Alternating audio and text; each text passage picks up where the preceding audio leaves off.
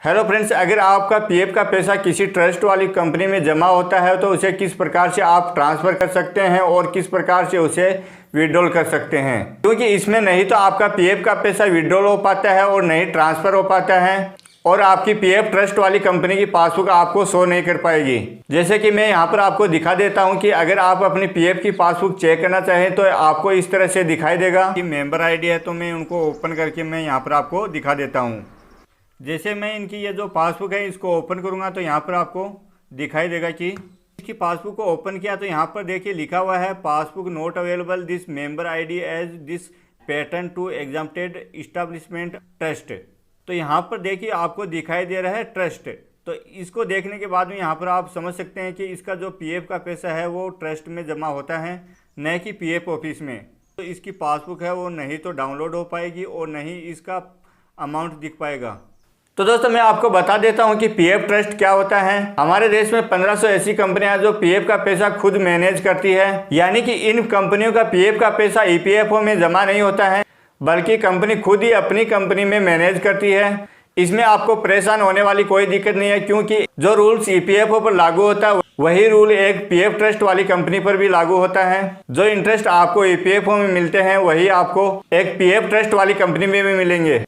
तो अब बात करेंगे कि आप किस प्रकार से अपने पीएफ ट्रस्ट वाली कंपनी का पीएफ ट्रांसफ़र करवा सकते हैं और विड्रॉल करवा सकते हैं। अगर आप एक पीएफ ट्रस्ट वाली कंपनी छोड़कर एक नई कंपनी में ज्वाइन कर रहे हैं तो ऐसे केस में आपको अपनी पिछली कंपनी के एचआर से कांटेक्ट करना होगा और एचआर को बोलेंगे कि मैं यह कंपनी छोड़कर दूसरी कंपनी में ज्वाइन कर रहा हूँ। उसके बाद में आपके एचआर की ड्यूटी बनती है कि वो आपको 4 चीज़ें दें।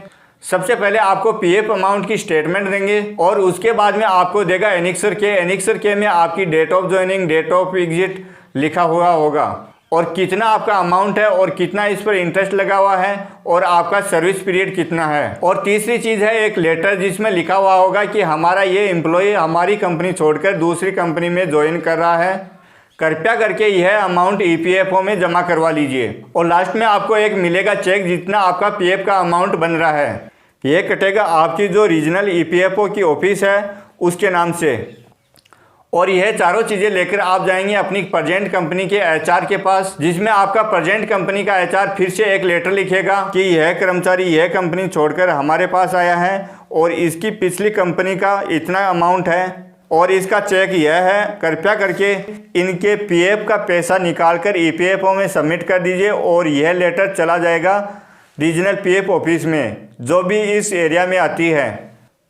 तो काफ़ी लोगों को पीएफ ट्रस्ट के बारे में पता नहीं होता है और उनका पीएफ का पैसा ट्रांसफ़र नहीं हो पाता है और विड्रॉल भी नहीं हो पाता है और उनके पीएफ ट्रस्ट वाली कंपनी का पैसा विड्रॉल या ट्रांसफ़र नहीं होने के कारण वो परेशान रहते हैं, क्योंकि यह सारा काम ऑनलाइन नहीं होता है। तो यह था जो पूरा प्रोसेस जो मैंने आपको बता दिया है। अगर आपको वीडियो पसंद आया तो वीडियो को लाइक कर दीजिए। अगर आपने अभी तक चैनल को सब्सक्राइब नहीं किया तो चैनल को सब्सक्राइब कर दीजिए और बेल आइकन को जरूर दबा दीजिए जिससे हमारे आने वाली वीडियो का नोटिफिकेशन आपको मिल सके। तो दोस्तों मिलते हैं अगले वीडियो में, तब तक के लिए जय हिंद, जय भारत, वंदे मातरम।